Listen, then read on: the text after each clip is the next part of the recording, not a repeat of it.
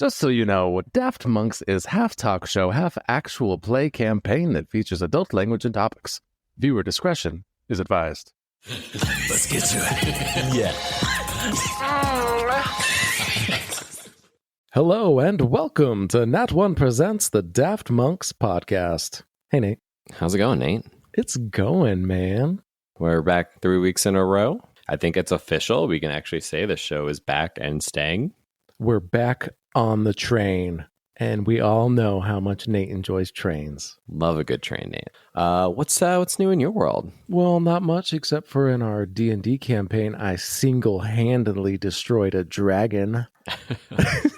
You mean you got the kill shot after never landing a single hit the entire fight? Correct. I missed 3 shots up to that, and then I died, failed a saving throw, was brought back, and then rolled over onto my fat belly because I am playing as Van Helsing. And I shot with my rifle, and that was the final blow. And it seemed like the entire time the DM was like, come on, somebody, just kill him. He's got fucking like 2 HP left. Somebody just fucking kill him. And I was that guy, Nate. Must be nice. Meanwhile, my 80-year-old, so I'm also playing as Bingo in that universe. I guess for our listeners, you'll never hear it because you're not. Only Donnie is the only fan who possibly might know of this alternate parallel universe. But I imagine what we're playing in that campaign is right after we left the Belmont household with Bingo and Van Helsing, we ended up going to Chult, and Bingo lies and tells Van Helsing that Belmont is dying and ill and they have to go to Chult. But really, he's just doing it because he owes some people some money and has to get something out of this mine. Yes. So this is a parallel universe where we went to Chult, even though that's not what's happening currently. Not canon. No, it was a fun time. But what kind of blew my mind was definitely me and this imp familiar were doing a majority of the damage. And I'm just this 90-year-old rogue doing these crazy acrobatic, jumping off crates onto the dragon's back, landing daggers between its scales, grabbing in scabbards and wedging them in between. And you guys are just there. Oh, yeah. It was totally embarrassing. At one point, you flew on top of the dragon, stabbed him, stuck into his side, and then had another attack while holding onto the dagger that was stuck in the dragon floating midair. And you are an elderly man, and I am a capable adult male who caught on fire and just fell down. We have 2 bugbears in our party, two brawly kind of guys. And my thought process was, let me get in behind this dragon so we can flank, get some flanking advantages. That was it. I was just supposed to position myself to help the rest of the party. But it became very clear that you guys were not going to get the job done. And Bingo, he did some damage. So pretty proud of him. Oh, yeah. At one point, you used every weapon that you could equip. And all of your weapons were stuck in the dragon. Exactly. I had that rapier sticking out of his tail. I had the short sword further up his back. And I was just stabbing him with as many daggers as I had. That poor dragon, man. I know. This is a baby red dragon, too. We weren't fighting God, guys. We were some kind of crazy elder dragon or white dragon or whatever. No, it was just a baby red dragon. Yeah. He had it coming, though. Got it coming. What's in the headlines for you, Nate? I got one little follow up to last episode, right? I was talking about Squid Games, if you remember, Yes. And my friend reached out, knowing that I had tried to get on the show, and she's like, "Hey, did you know 3 people are already hospitalized who are participating in the Squid Games reality TV show?" What happened to where they're getting hospitalized? It seemed a little bit like fake news or clickbait, because reading about it more, 3 people did go to the hospital, but I guess because there's been sub-zero temperatures where they've been recording, which I'm get over it. I don't know. That's why they should have put me in, right? I'm already sleeping out in tents for the National Guard and doing dumb shit like that. You're trained. I would have been I'm trained, trained assassin, as it were. Basically. But no, I was thinking that they were literally injuring people with the activities. I thought that would have been hilarious if I ended up dodging a bullet and everybody's just getting seriously messed up during the show. Some huge lawsuit where people are falling through plates of glass. Yes, exactly. That would have been kind of ironic and funny for me. But honestly, it just made me want to be on the show more, to be fair. Oh, you would have already outlasted 3 other people. No I know, doubt. right? It all would have lined up, man. I felt like that would have been my chance. Maybe season 2 if it doesn't get sued Right. insanely. But I could see it. It's total clickbait trying to get some traction going for the new show. Like, hey, Yeah. this is how dangerous the show is. 3 people hospitalized. Yeah. We'll see if it even makes it to air, Nate. Right. They're like, we knew we shouldn't have had Alec Baldwin out here with the red light, green light holding the gun. Like, fucking dangerous. Oh, I thought that guy's career was over, but I think he has started doing like another project, and I'm like, that takes balls to Right. accidentally murder somebody, and then be like, a lady. these things happen. And then the audacity, and I guess I don't know how else to say it, but just like his devil may care attitude of not my fault. Like, okay. Like, have you seen anybody else handle a firearm in movies? Like, look at Keanu Reeves or Will Smith. Like, they handle firearms like a firearm instructor. But then you get motherfucking Alec Baldwin out there, and he's just like, pow, pow, pow, pow, pow. Ooh, wow, it went off on accident. Real bullet in there. Yeah, we're not even going to go down that path, but I've got questions. I understand you probably need to tell yourself things to sleep at night of like, it wasn't my fault. But that's like in your bed. I would definitely not pick up my acting career again after that. Like, find a new hobby, find something else. Also, he's not like short on money, I doubt, with all his different projects and from his family. So like, do something else. It's fine. You don't need to act, but you shouldn't keep doing the thing you did that ended someone's life. I'm sorry. I would have ended after 30 Rock because I thought he was hilarious on that show. And like, just end while you're on the top. You know, like, you're the best. End right now. Was that before or after his like phone calls to his daughter that were like aired? Do you remember those? Was before. Yeah, that was before. I think, yeah, because I'm like, that was a good time to stop, especially if he had recovered a little bit from those phone calls by doing 30 Rock. I don't remember the timeline, but yeah, I agree. 30 Rock, really where it should have stayed. Yeah, should have just stopped right there. Wild. Nate, I hear you've been, I know you rarely have time for television with, our antics and your family and your job, but I heard you picked up one of my favorite shows.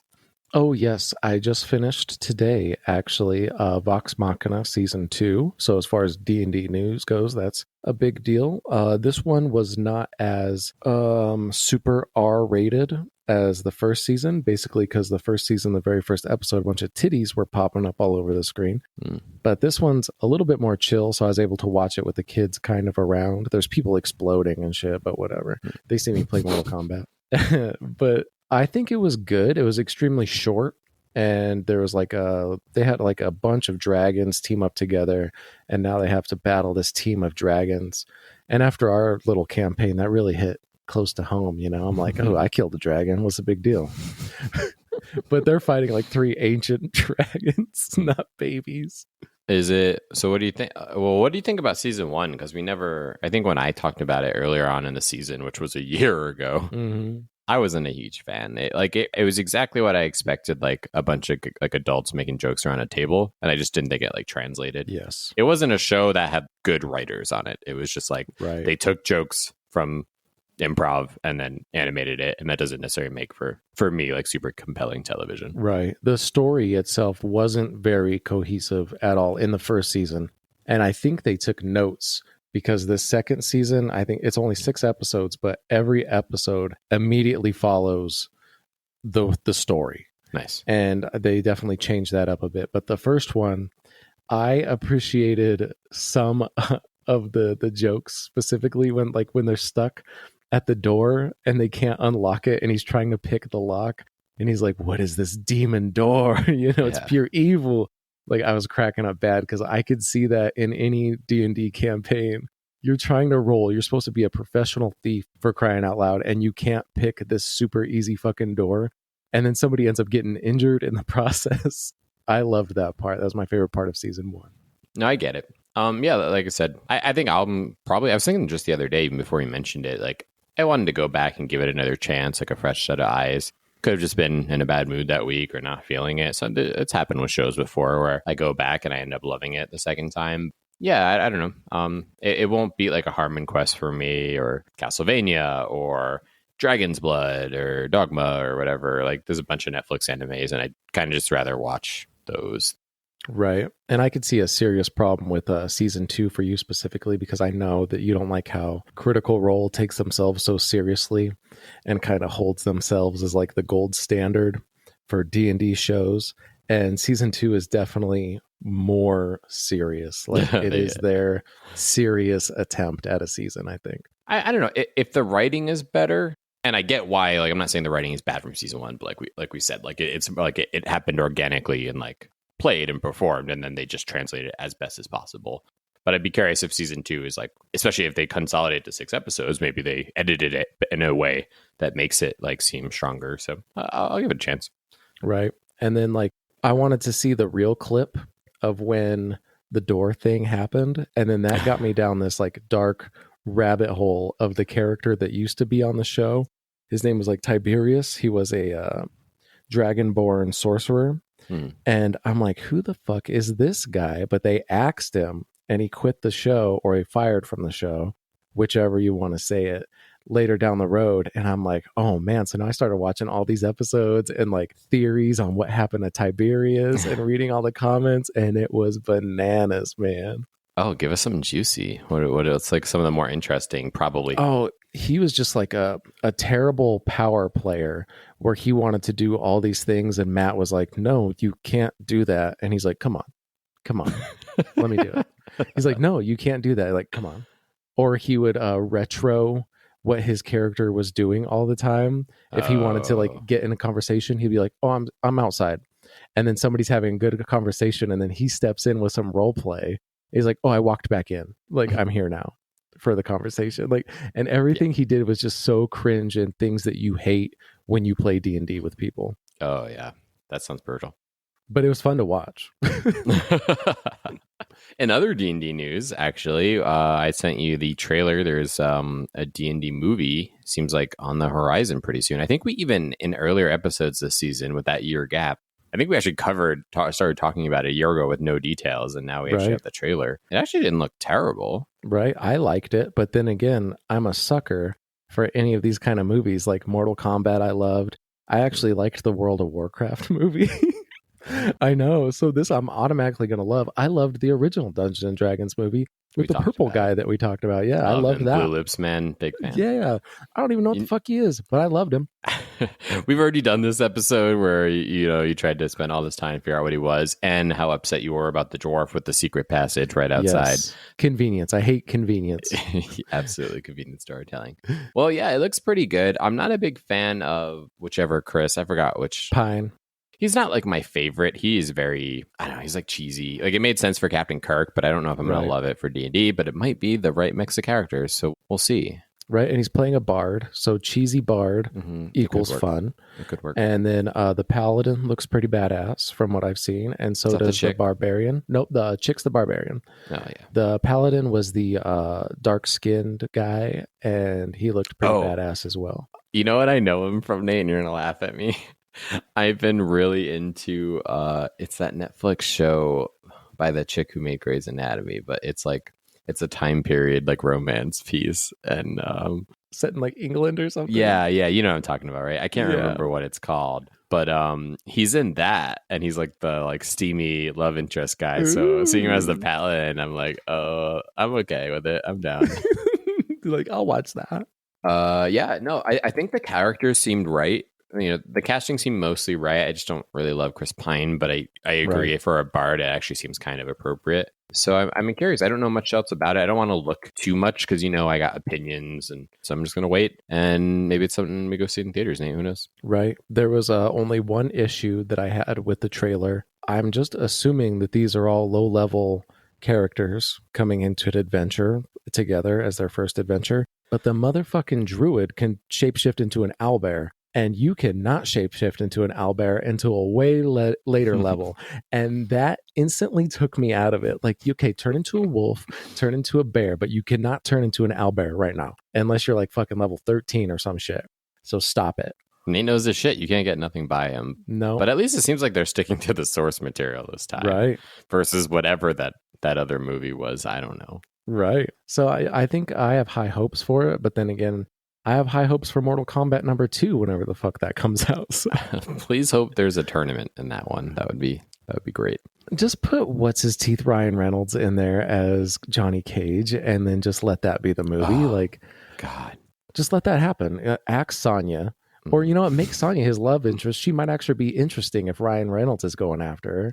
Who knows? Oh, it was so bad. And we talked about this because listen back, I felt so bad because like we were dunking on Sonya. But again, I just want to reiterate, Sonya is a badass in the games and the movie. Like she's not a joke. And I just felt like she was a punchline in that. Like the whole movie. Look how tough I am, guys. Come on, look how tough I am. And then everybody like, you know, like literally just being dunked on by fucking Kano all the time and everything else. Like I just didn't like that interpretation of Sonya. Because there are so few good, not over sexualized female characters, and she's like one of the few, and then they just kind of meh ruined it. Yeah, especially when like Melina was on top of her and like licked her and like, oh, you're not worth my time, and then she just noped out, like didn't even bother killing her. She's just like, no, not worth my time. See you later, bitch. How many times have you seen that movie? I'm on probably like 10 or 11 right now. I haven't watched it since we saw it in theaters together. Oh, you're missing out. You're missing out. I know. I need to go back and give it another chance. But it's July. I'll just never forget the like dad moment where you just like had to lean over and tell me what was about to happen. Like you were just so proud of yourself. Like, hey, look at this. I knew it. I felt it in my bones that it was July. It can't be snowing. It's July. All right, Nate. I know what I want to do. I do want to jump into our new episode, but this character that we're going to introduce today, I think needs like a little bit of like a historical background, or we can give it at the end of the episode of like the director's cut, like type deal. But I do think most people will not know who this person is, but it is actually a reference to a cultural or historical figure. Right. No, I think that's fair. So like what? So something about me is that I love all things mythology, folklore, any kind of cultural tales that involve like supernatural. I am all about it. And when me and Nate were brainstorming Monster Slayers, we needed to bring in a new character, but I wanted to do something different. In my mind, I brought it up to Nate, and I want to do Nayenezgani from Navajo mythology, and he's known as the Monster Slayer, or sometimes the God of War, but that's a little bit iffy. And just to bring something different, and like as a precursor thing, like I'm not doing this as a joke or anything like that. Like I take this serious. I think it's my job to bring these lesser known characters into our show. I feel like they need to be talked about as well.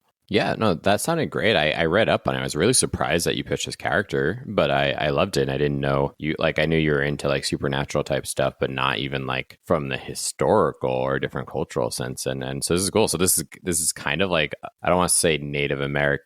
Is Native American even the right? What is it, the original tribe? This guy? Navajo. But there's actually roots that go back to the Incans, but I think the Navajo took it as their own, especially with the name Nayenezgani. If I'm saying that, I hope I'm saying that right, by the way. Yeah. Well, and we're going to shorten it anyway, for sure. Yeah.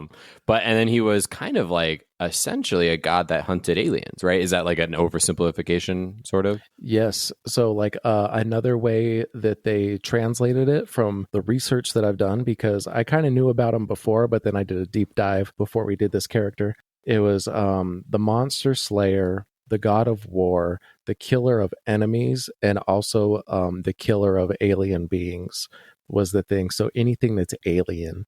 So especially in like Navajo culture, like something's going to be different. This guy is going to fucking handle it if it's a danger to them, you know? It's cool as hell. And I don't know, again, I just did my quick like wiki research, which is all like 15 minutes, but he is a twin, right? Something to that extent. Yes. And again, I'm sorry for the name bashing, but he does have a twin brother. Nayenezgani was the oldest, and then his other brother was born after that. And it's Tubad Shishini or something like that. I can't say it. That's why we didn't use him, because I can't say his name that well. But he is more of, I think his name translated to of water. So I think together, the pair of brothers are supposed to be like a yin and yang kind of thing. And they actually fight monsters together. But the main slayer was Nayenezgani. Well, I'm really excited. We're going to bring in a new character. I think a character that, like, frankly, I don't think has gotten like a ton of like kind of pop culture or whatever, like love or representation.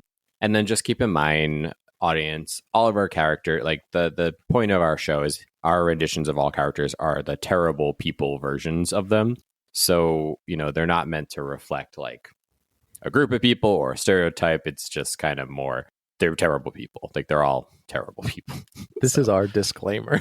Yeah, this is, don't buy into it. And if you are, we apologize, but then, maybe that's just not the right show for you potentially. And that's okay as well.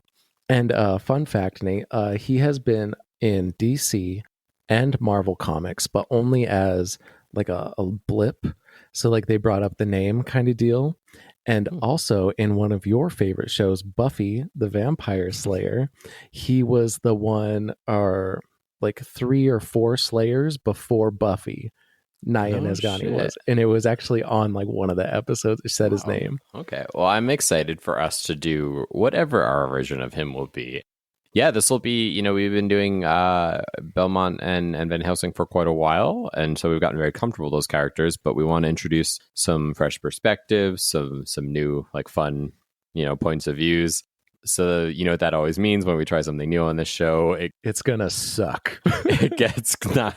We'll see, guys. I'm sure it will get good, but bear with us. But I think it's worth taking these risks so that we can have more interesting storylines. All right, enough of that boring stuff. Let's play some. I don't want to say Dungeons and Dragons anymore because that's not even really what we're doing anymore. Right. But let's play some Daft Monks. Daft Monks roleplay. The darkness is approaching yet again. The vampires have outnumbered us 4-1, and our odds are not in our favor. It seems as if all hope is lost. I wouldn't quite say lost, as probably misplaced or something along those lines. But either way, fear not, for Van Helsing and Belmont are here to save you. All right, we're back. So recapping last episode, Nate, Belmont leaves to go do some reconnaissance at the site of Dracula's location or new castle, which he was able to discern from some documents in the catacombs beneath his home and the ruins in the archive. Now, he obviously gives Van Helsing and Bingo a set of rules and, stay there, don't touch anything, I'll be back. He's just kind of trusting them to do the right thing. With Van Helsing, obviously, maybe very optimistic, but he actually sees Bingo as a very competent person from his short time with him, and maybe overly trusting, thinks that the two of them will stay on track while he's gone. And so during that time, that whole last episode was essentially a training montage where Bingo kind of pointed out that Van Helsing has gotten away from his roots, from his old Swami ways that he was taught. And I'm going to go ahead and inject here for a sec. The whole Swami thing is a total joke. Obviously, Bingo is no religious leader. As you learn more and more about him, this character is a sham. Literally, his backstory is he is a real-life snake oil salesman. He sells snake oil. Yes. So hopefully what you're starting to pick up, he's a very competent, sinister character. He has like the poor values of Van Helsing, but some of the like actual like skills and competencies of Belmont. So he's a very dangerous person that we became to realize last episode. And so through a series of trials, he kind of frames Van Helsing, gets him to rat out accidentally in a letter to Dracula that Belmont is going to be performing some intelligence. And then 2, he basically kind of pressures, I would say, right, or Van Helsing, that he's like kind of lost his way and that he needs to come with him and that he's not a hero, right? Like this isn't his battle to fight. He's not equipped to fight Dracula. He won't survive. And that he's better off coming with Bingo and going back to what they used to do, scamming and doing, shenanigans, as it were. And I left that choice up to you, actually, of whether or not you were going to go. That wasn't scripted. You didn't know most of any of the events happening last episode, and you chose to go with him. Yep. I think Van Helsing has made a definite character advancement where he's no longer a piece of shit, but I think Bingo saw through that and was like, you need to get back to your piece of shit roots. And honestly, Van Helsing's torn between his teacher versus his new best friend forever, Belmont. So he is just so on the fence right now. He left that note for Belmont to find, hopefully, and then kind of begrudgingly went with Bingo because he felt like it was something that he owed to him. And I think, as you said, I think Van Helsing's become a better person, but he's still a coward, right? That hasn't changed. And so I think there's some like fear with Bingo. I think he is somewhat afraid of what Bingo will do if you don't go with him. Better be with the devil than against him type deal. Right. And we don't know what kind of secrets Bingo holds over Van Helsing at this point in the story. So that sounds good. So now we did an episode with Bingo and Van Helsing, and now we're going to switch back to Belmont. And the start of this episode is just like kind of passing a time. We'll kind of jump ahead a little bit. He goes to do some reconnaissance, is literally immediately captured upon arrival. Not a surprise at all, collects no information, and we're going to pick up today as he's being like thrown into a cell at the bottom of Dracula's castle. What's it? Get your hands off me, you filthy Dracula vampire vermin. How did you even know I was here? Oh, it was quite easy.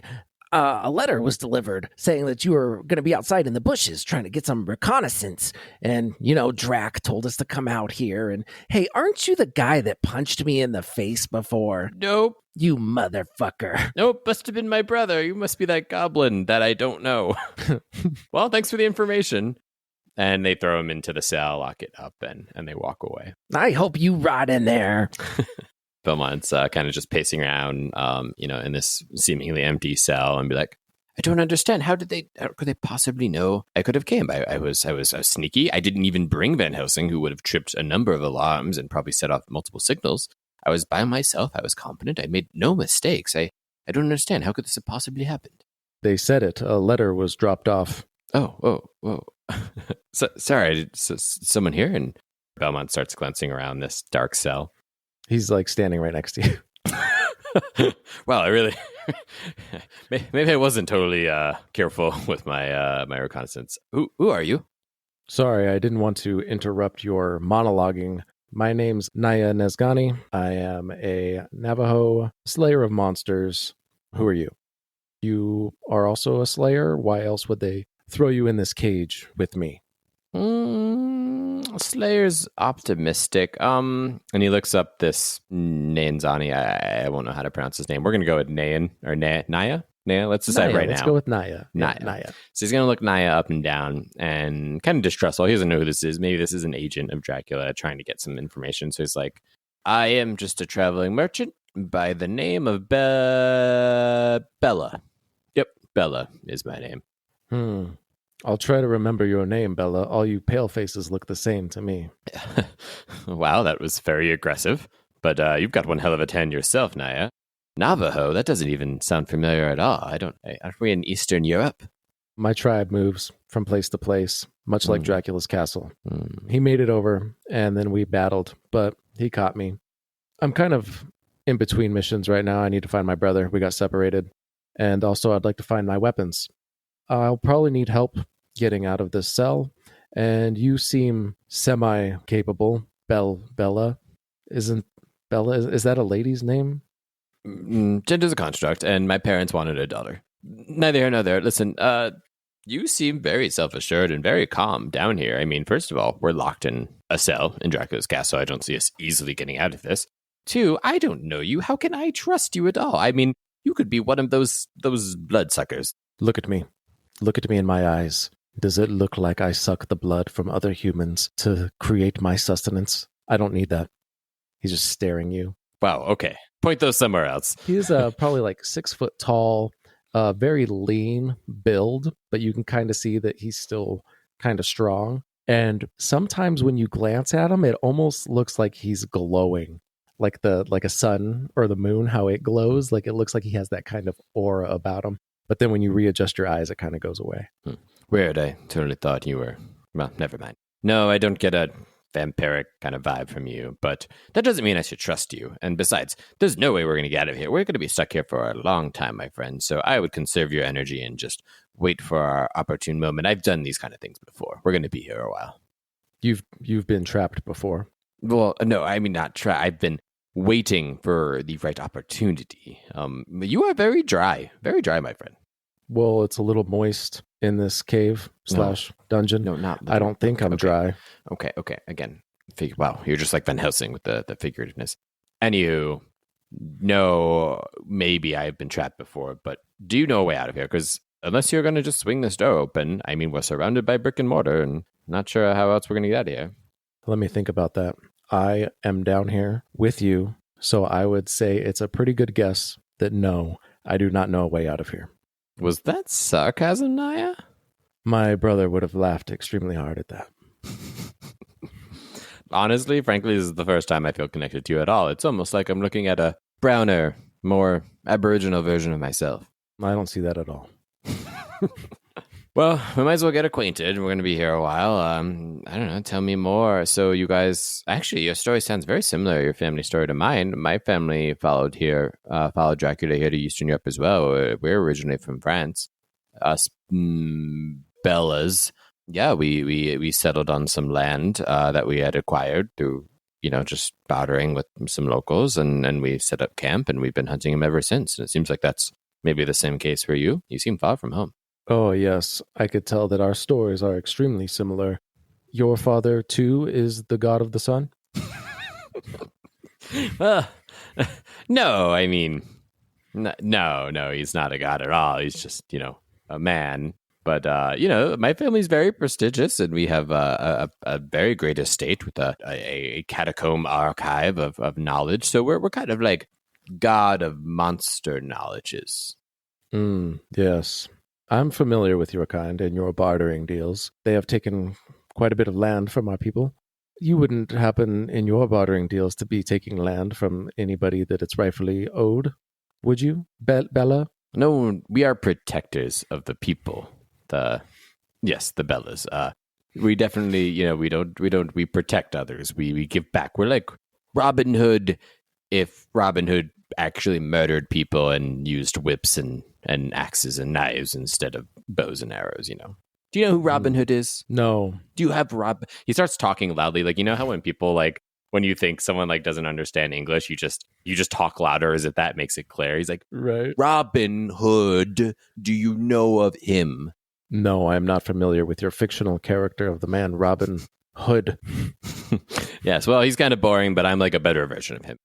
Okay, well, I'm just trying to establish some connection here, me and my old partner, we used to say funny things to each other to make each other laugh. And with you, it's just, you seem all business in the front and business in the back, instead of party anywhere. I've been known to be a party animal. Which animal? Are you talking about Transfiguration or? Oh, find my animality? No, that was a guy, Nightwolf, that I know. He did that. It's kind of nonsense. I don't believe in that shit. Oh, yeah. Okay. No, I totally wasn't thinking that at all either. No, got it. Well, might as well get comfy. We're going to be here a long time. And as he does that, Belmont goes to lean up against one of the specific rocks, and it pushes in and then a passage door opens up. Well, I am surprised. You are far more reliable than I first imagined looking at you. Yes, wait, what do you mean far more reliable? Let's continue on, shall we? Very well. So we kind of poke our heads in real quick, and I don't know, what are you seeing, Naya? So we're walking down these caravans. I don't think we need torchlight because, like I said, I glow just a little bit. Mm-hmm. So I think it's just enough that we're able to see. And I'm so accustomed to it that I don't think anything of it. So I don't know if that would be a bigger deal for Belmont or not. So are you actually related to that? You mentioned your dad was a sun god. Is that a real thing? Oh, absolutely. He's the god of the sun. Can you die if you're a god? I've never really been in a situation where I thought I was going to die. Usually I kill things and it happens pretty easily. I give them the upper hand. I've never even been down in a fight before, but before I started slaying monsters, I did have special weapons that me and my brother went to the top of the sun tower and acquired them. And with those, I've been able to slay monsters quite easily. A lot like traversing this passage. As we're doing this, I imagine we're going in through this dark stairwell. It's just kind of zigzagging in random directions, kind of tight and narrow, and be like, huh, okay. So yeah, you sound pretty legit, my friend. But how did you end up to be in Dracula's cell then? If you're basically this OP sun god, how did you end up trapped behind iron bars in the basement? Why'd you giggle? Well, it's not funny because I'm in there too. I also am a very competent person who got trapped in the basement. It's just for a sun god, I would expect I feel like you're being condescending. But either way, I'll tell you my tale. We were bamboozled by a snake oil salesman many years ago. Me and my brother went to go fight, and then we got split up. You see, I don't age the same. I've been trapped in this cell for quite some time, and I merely went into a state of meditation, biding my time. But luckily you came down and rescued me, I guess would be the word. But we were tricked. Me and my brother were split up. I have no idea where he is now, and I intend to find him. That's funny you mentioned that. I just recently, in 2 weeks now, you're the second person I met who has managed to spend potentially decades in a cell by just meditation. That's apparently, it's a skill I need to pick up. Could you teach me?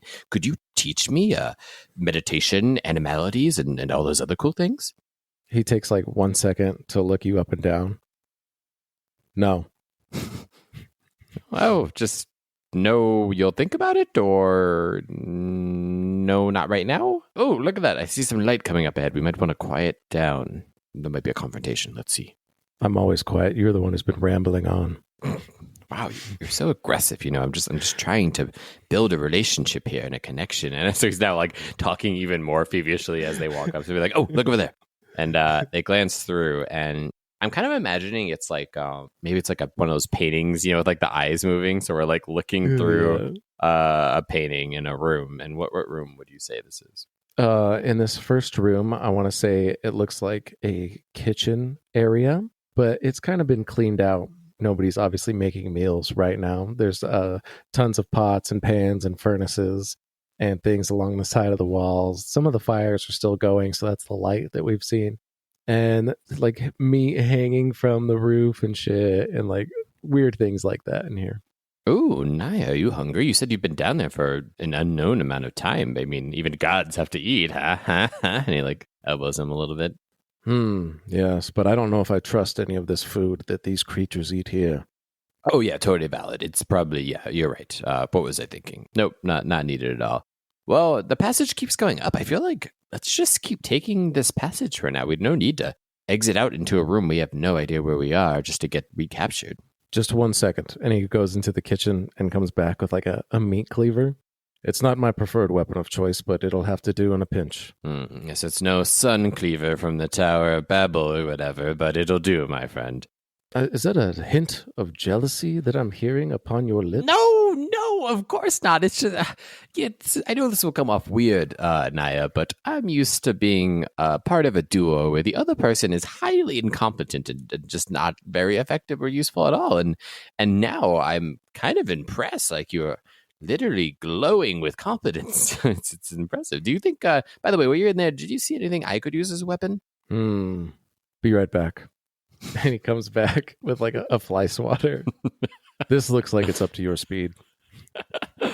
Ooh, that burns a little bit, but I'm loving it so much. This is great. Look at us building friendships. You evaluating me evaluating you. It's almost like we see each other as equals now, right? He's been walking forward for a while now. Oh, I'm coming. Well, it looks like no passage to be seen. It looks like still a ways to go. So tell me more about your history. I'm so fascinated. Like, where, okay, before you got trapped here, where did you call home? Like, I know here somewhere in Europe, but like, what lands? Like, I'm only about 300 miles like south of here. I too am around the area of the 300 miles south. That seems odd. Our people had great lands out there that we would hunt and gather. Oh, that's funny. We live on hunting lands too. Oh. What kind of stuff did you hunt? There was deer, obviously, some elk, foxes, things of that nature. Anything we could find, really. But one of the greatest things of our land was actually a wild patch of blackberries that would grow for about a mile in length. It was very noticeable, very natural landmark. It kind of separated it from everything else. As he's saying that, Belmont like squints his eyes, and then he like goes into like his like memory trove, and he's with his mom and his like two siblings, and they're like, Okay, but remember, be back before sunset if you're going to pick blackberries. Uh, and he's like, oh, that sounds nice. Wouldn't know what that's like. Hey, Belmont's mom, are we picking blackberries? He's like, fuck.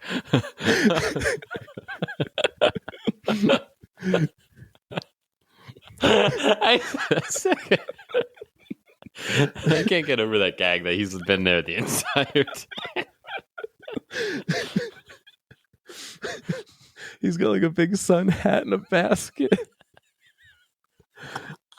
I'm sorry. Okay, all right. Back to that at hand.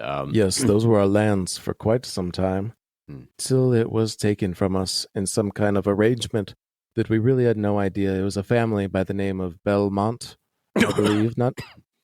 Are you need water? There's the kitchen back the way we came. No, we're good. It's just very dry. And I mean, like, no moisture in the air up here. Sorry, did you say what was that name again?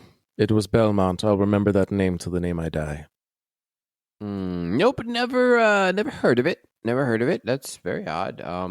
Very odd indeed, considering we come from the same region. Yeah, well, when I said about 300 miles, it was like a estimation, tracking and distances, eyeballing, that kind of thing. Not my best skill, just like, apparently reconnaissance and, you know how it is. Oh, look, another passage up there. He looks you up and down again. He's like, yes, I could see that. So we get up to like another area, and we're gonna say it's like a stained glass window, but again, we can like kind of see like there's maybe a section that's like not painted, and we'll glance through it once again. What do we see? I think in this room specifically, there is torches or braziers lining the whole circumference of the small room. And in the center is like an altar of some kind with like cloth draped over it. And it seems to be some broken pieces of wood on top of the altar. And then there's also like different little pillars and anvils, all with like arcanic ruins and stuff on it. Obviously, this was some kind of I don't know, a shaman kind of corridor or room or something like that where they practice in dark magics. Ooh, interesting. Dark magics is kind of a specialty of my family. Do you mind if we take a peruse in here for a moment? Yes, absolutely. We can go inside. I still am on the lookout for my weapons, and I have no idea where they would hide such things. I would hope they wouldn't be tainted by the dark arts. No, nothing. We definitely don't taint things, land, weapons, anything like that. That's not my family. Nope, not the Bellas. Yes, not to be confused with those devil Belmonts. No. Anyway, and he like unlatches like the like thing, kind of like swings open from the back, and yeah, we climb into this room. I meander around until I make my way to the altar, and then I kind of drop on my knees, and then just pause, like holding these sticks. Are you okay there? You seem really into those twigs. These were mine. Yours? Yes. They look old. They look decades old. That maybe centuries. Well, they used to have power imbued upon them, but now it seems that through these dark arts and dark magics and these devil creatures, they have stripped them of their properties and left them bare. They are now just hollow fragments of what they used to be. Hollow fragments. Kind of like that land that was taken from you, huh? Are we getting blackberries, Mrs. Belmont? Shut up, you. And I'm like talking to myself. He doesn't even care at this point. Yeah. These were given to me by my father. We had to make it to the Sun House to just acquire these. It took months to get to the top, me and my brother. And these are what I used to slay all the monsters I have slain. So the I'm trying to follow along here. Sun House is in the Sun Tower. Is that where you went to take a sun bath? No, it was where I met my father, the sun god. He's a god. I don't know who your dad is, but mine's a god. Yeah, no, you keep bringing that up. Not a competition, Naya. But so hear me out. Why didn't your dad ever come down? If he's a god, why didn't he incinerate these vampires with sun rays and free you from the basement? Well, do you like the sun? Do Do I like the sun? Yes, and the things that it gives you. Warmth, light, crops. Yes, occasional burning if we don't, properly, apply resistance on our skin. It used to be called black magic, but it's not. Yeah, so imagine if that sun came down to Earth. Would you like it as much? Well, I mean, if it came that close, it would probably burn my fucking skull into dust. Oh, that's what you understand. Getting at. Got it. Yes. Okay. Oh, so it seems like gods have rules and such. Yes, especially the ones with the elder gods. They're a little bit more loosey-goosey, I've heard, but most gods do have rules. I'm just glad you guys haven't imposed a tournament of sorts to decide things. I'm sure it's coming. Anywho, this is some cool stuff. Let's see. And I'm going to look around and try to see if I can find something for Belmont aside from this fly swatter. I don't know. Let's. What do you think I find? Anything interesting? Ooh, I don't know. Maybe in this room there could be like also things for interrogation or things. So you might be able to find a whip, not your whip specifically, but a whip, or at least some kind of. Let's do the one, like where they like whip themselves on the back. Do you know what that's called? Ooh, yeah. Oh, what is that called? Fuck, I forget what that's called. Okay. We'll Google it in the meantime. But yeah, he's going to get one of those things like, this is unique. It doesn't quite have the range or the distance I'm looking for, but I could do some damage. It looks like just a larger version of the weapon that I gave you, only made with more leather. Okay, listen, you're getting very, very judgy, Naya. I have been trying to be super understanding of the fact that you're, basically like your culture, your godliness, and I'm not even bringing up the fact that your land, and then he just trails off. That is true, Bella. I'm sorry. I have not given you a chance. You have done nothing but shown me kindness. You have freed me, and we are all we have at this point in time. I can see that now. And from this point on, I shall protect you. Oh, protect me. I mean, that doesn't seem entirely necessary. I know I've been very silly with you. That's kind of my thing, like make you feel comfortable and be a good partner. But I can definitely protect myself, especially with this scourge thing that I looked up. I think it literally is called a scourge. That makes sense to me, but I really do feel like you do need protecting. Like right now, you shouldn't be sitting on top of that crate. It's filled with live scorpions. Holy shit. He gets up and there's like little like pinches like coming out of the top.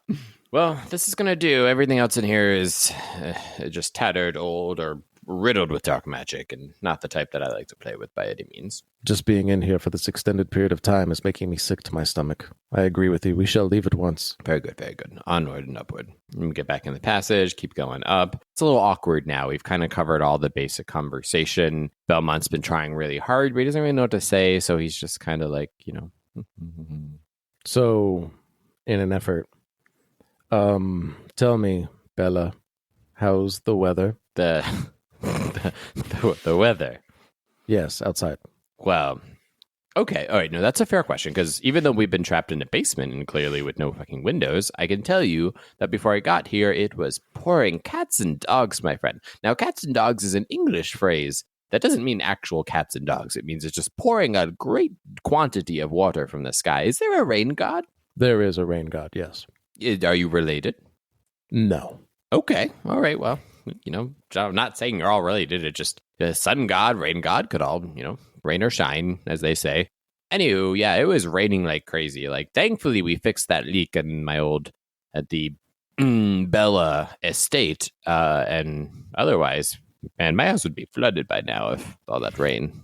Yes, that would be a shame to see one's home taken from them in such a manner. Yeah, I can't imagine. But to keep things light, who would you consider a 3 a.m. friend?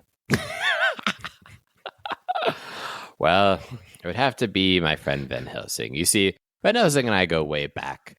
Originally, when I first met Van Helsing, we were both hunting Dracula. And it was a funny story, actually. We both arrived at the same time, and he pretended to be a monster hunter, but I was a real one, and we duked it out. And then in that time, Dracula got away, and then I took his posse. And there was this whole thing where for a while I traveled with his posse, kind of stealing all of his fame. And he was, living this like poor, impoverished life, tipping over cows. And then I found him one day and I just saw myself as him and realized I'd become a terrible person just like him. So, of course, I picked him up. We joined forces. We went into town. We met a harpy who he had given a seemingly STD of sorts. And then, he redeemed his honor by killing her, basically giving her a mercy kill. She died literally on top of him dancing. He was sobbing. It was very awkward. And then from there, we just kept going. Actually, this isn't the first time we tried to slay Dracula. Technically, Naya, I have slayed Dracula once before. Is that a fact?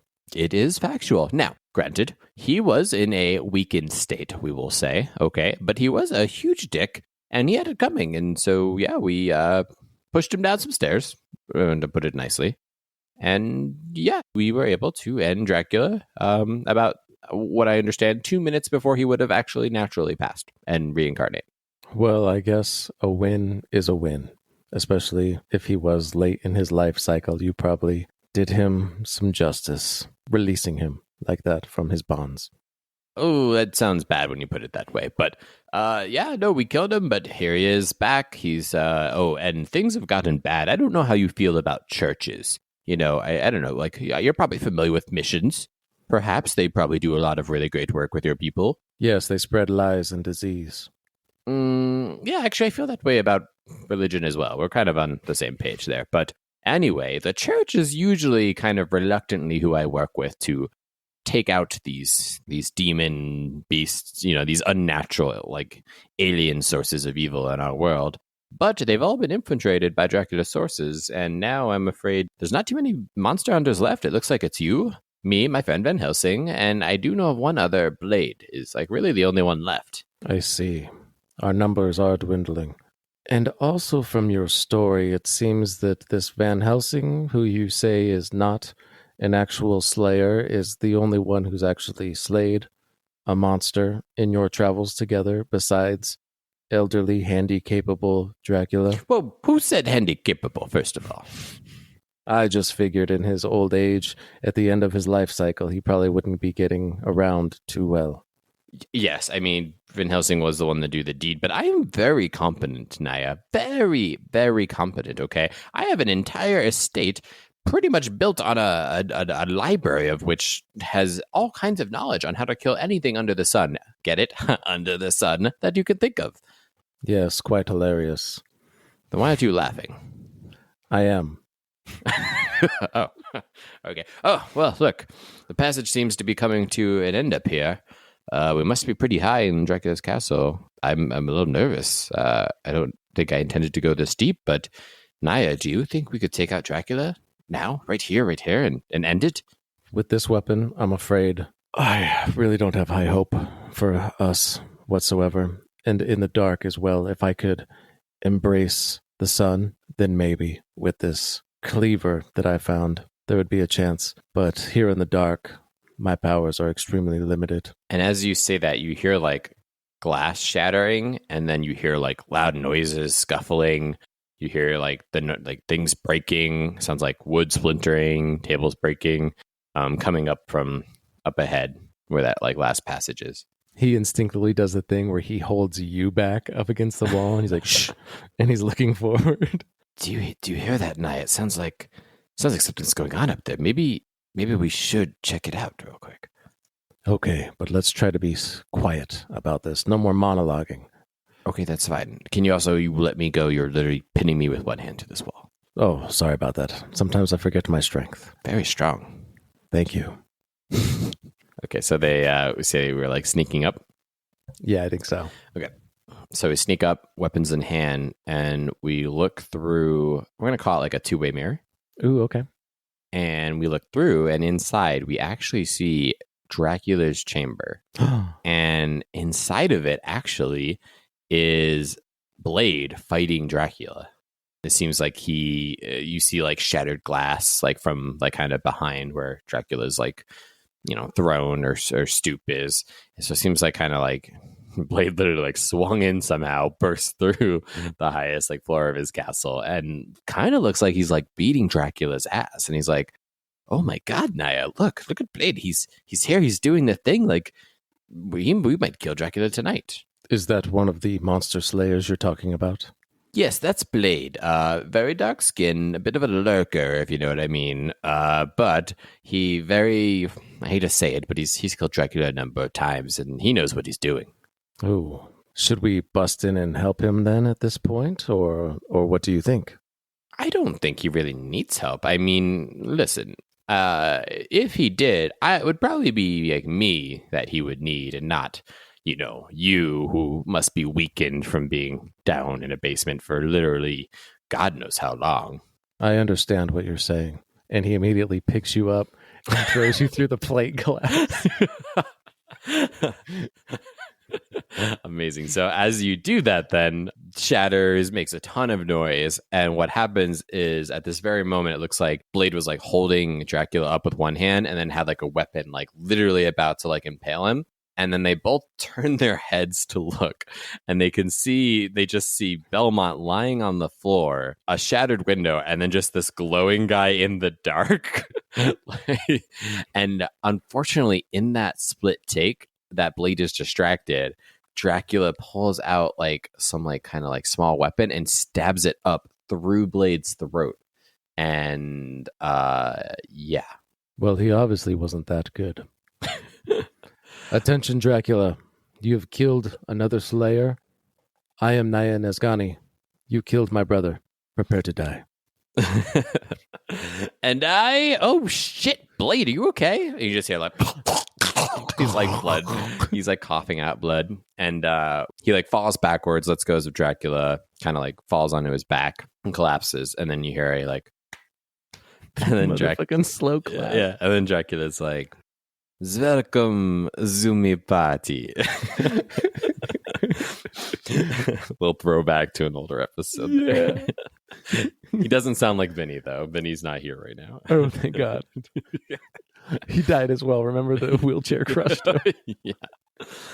It would appear that I have some guests this evening for the grand finale, as he looks down at Blade. And yeah, this accent might be kind of French. I don't know what it's going to be. We're just going to roll with it. So yeah, you're fine. Roll with it. Zanaya, it's good to see you. I thought you've been sleeping for the past God knows how long. Looks like some lack of sunlight does thee well. And perhaps thee made a new friend. Looks down at Belmont. Oh, Bella. Yes, he helped me escape. But I've been saving my energy, waiting for the time to strike you down, which hopefully is now. Bella, are you going to stand up, or are you just going to lay there in the glass? Bella. You didn't need to throw me, Naya, first of all. Also, it's glass. Ow. And as he's like plucking the stuff out, and he looks over and like, I'm a little concerned about Blade. Could we maybe tie him out and I take a look at? And then as he does that, Dracula like picks up Blade and throws him out the like window that was like shattered behind him and just tosses his corpse. Okay, well, I guess that's no longer an issue. We're just gonna go then. Just wanted to make sure you're okay, Dracula. Seems like you're doing perfectly fine. Blade did not harm you, thank goodness. Good Lord. We're just gonna go out the way we came, if you don't mind then. Whose side are you on, Bella? Blade will obviously be fine as soon as the sun comes up. That's how it works for me. I'm sure he'll be fine. Yes, not the time, Naya. Not the time. We need to attack Dracula now. Belmont, where do you think you're going? The party is just getting started. Yes, Belmont. Belmont? Belmont? No, oh. And like he's looking around, it's like Dracula has like circled around, like blocking like the entrance out of his lair. And then Naya's standing in the passageway, and he just kind of looks over at the window. Like, oh, fuck. This is looking more appealing by the moment. It's like, ooh, yes, Belmont is a nickname they call the Bellas to make us sound a little bit more masculine, but not the same thing as the, people you were mentioning, I don't think, probably. I suddenly start glowing brighter, and I throw the cleaver at Dracula, but then I run at you in like a full tackle. Dracula just steps aside, dodging very easily, and yeah, now it's like you're like on top of me, like pinning Belmont to the ground, and just kind of like enraged, kind of glowing, and be like, yes, it looks like we have some family drama, as we'd call it. And Belmont's kind of like, Naya, get off me. Look, we can talk about this. I am not the same person as my ancestors. Yes, I live by the blackberries, and I'm pretty sure that my clan was the one who has maybe appropriated your land or whatnot. I don't know, and we can settle that, but you can have to admit, I am not the person that you are mad at.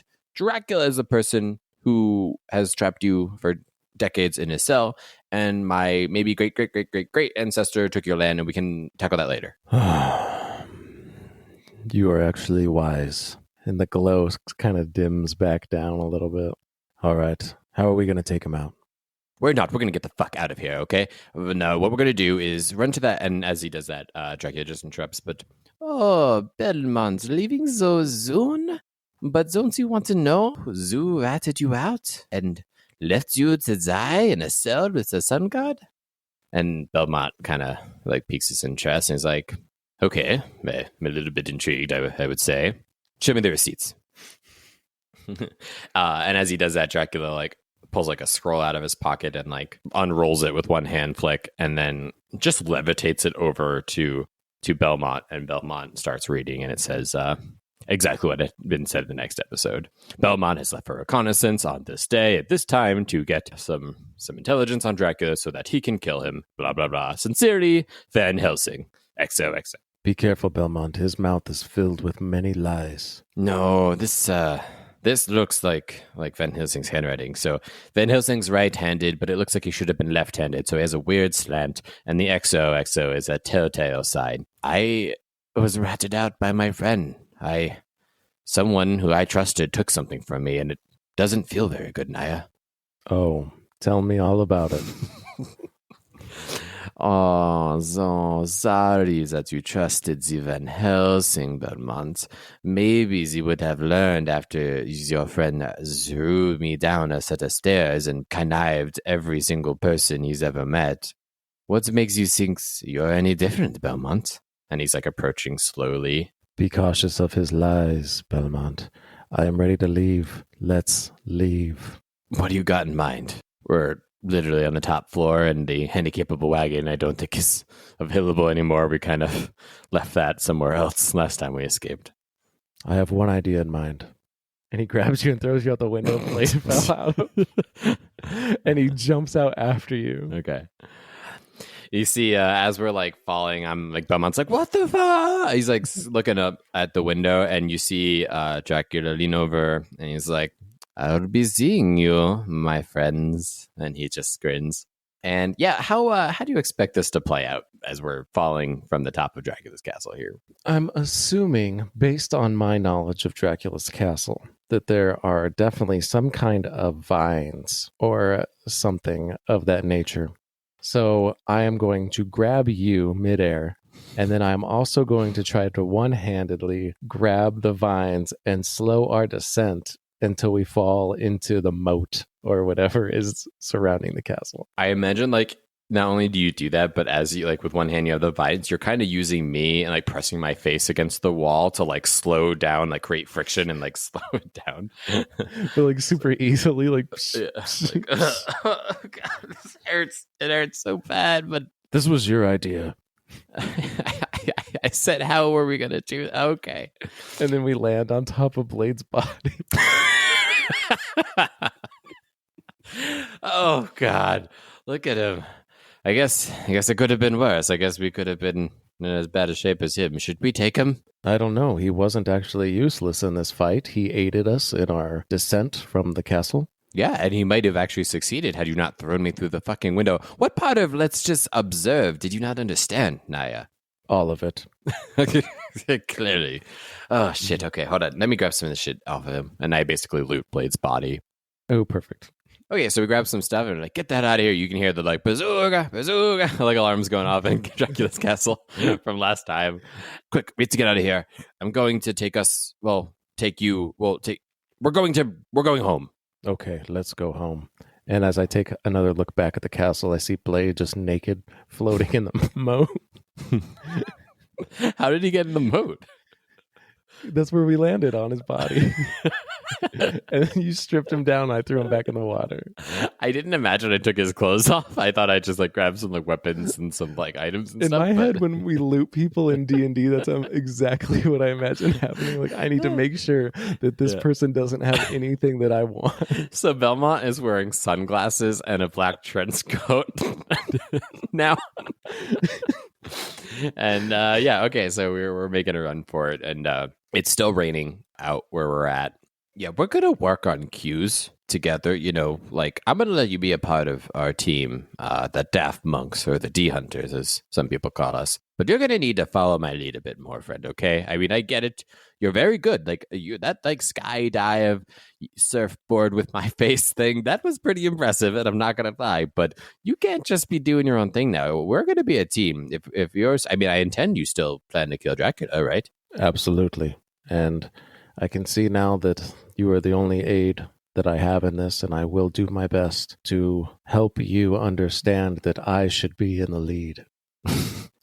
Yes, whatever. We'll figure that small detail out later. In the meantime, I just want you to know it's been a while since you've seen your land, to say the least. You know, we've kind of made some modifications. We dug some holes in your ground and built a library, and then we built foundations on top of it. And really anything that was formerly, we cleared out a lot of the nature and kicked the animals out. But the blackberry bush is still there. Well, I guess that is some solace. And as they're going, we'll just say some time passes, and they're, Belmont's like, I'm so glad we could have put this behind us, this whole Belmont clan thing, potentially stealing your land. You know, I'm sorry, and we could definitely figure that out. But just, remember, it wasn't me, it was my ancestors. They didn't know any better, Times have changed, people have changed. I totally get it, I'm an ally. Yes, I agree as well. I'm glad that we've become friends. And as we crest over the hill, I take one look at the surrounding areas and immediately punch you in the face. Yeah. Oh, what is that for? Oh. And then as you look down, as both of us look down, I think what we see is that the area where the Belmont Manor used to be is completely like caved in. It looks like a leak had started to form.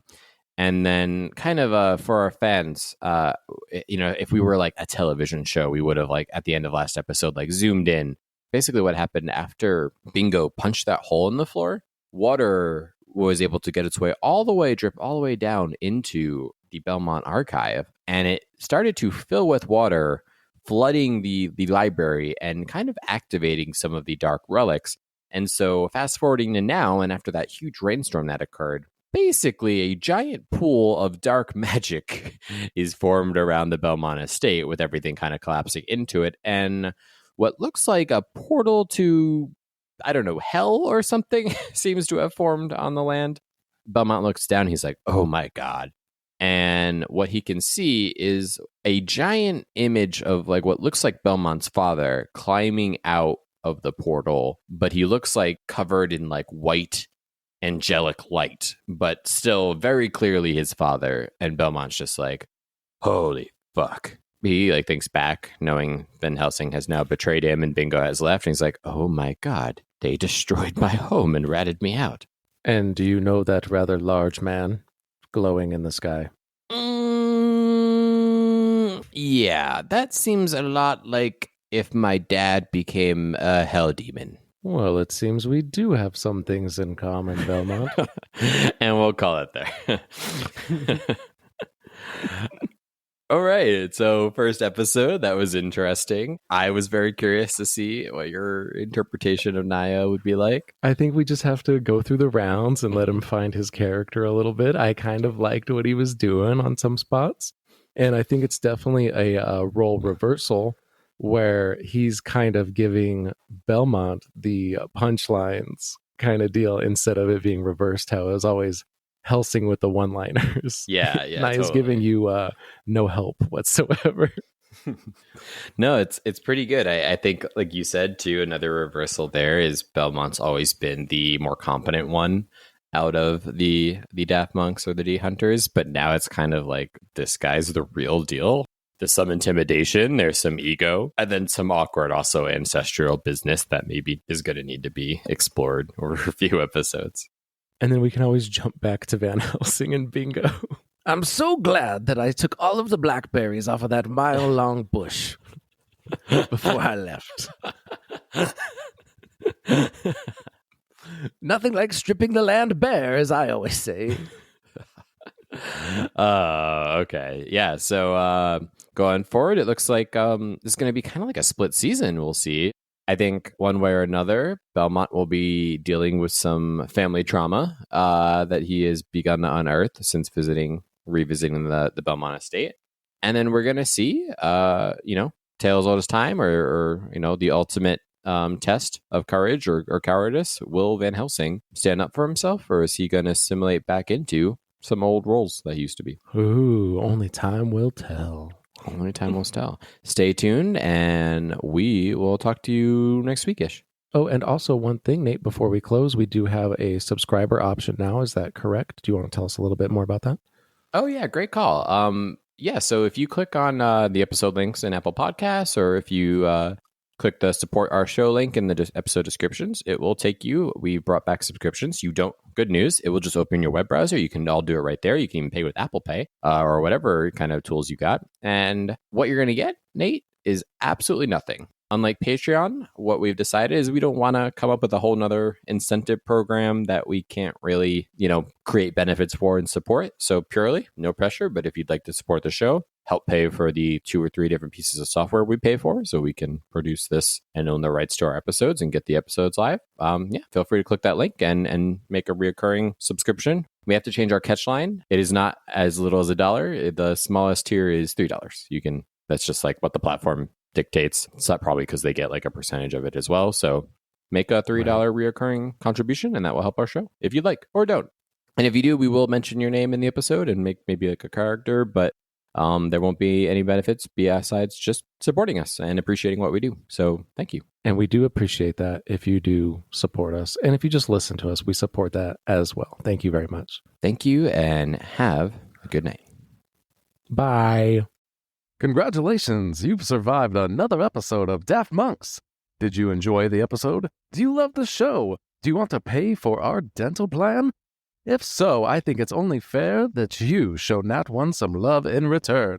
No, not that kind of love. Please, put it away. Oh, I meant follow us on our social medias and all that good stuff.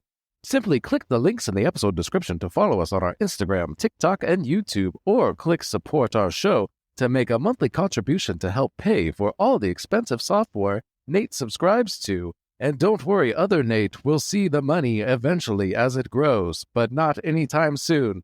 I promise. Lastly, do you want even more Nat One goodness? Of course you do. Who wouldn't? Then click the prequel podcast link to listen to our experimental first season of podcasting for 50+ more episodes of conspiracy theories, messy one-shot campaigns, and of course, all of your favorite Nat One hijinks.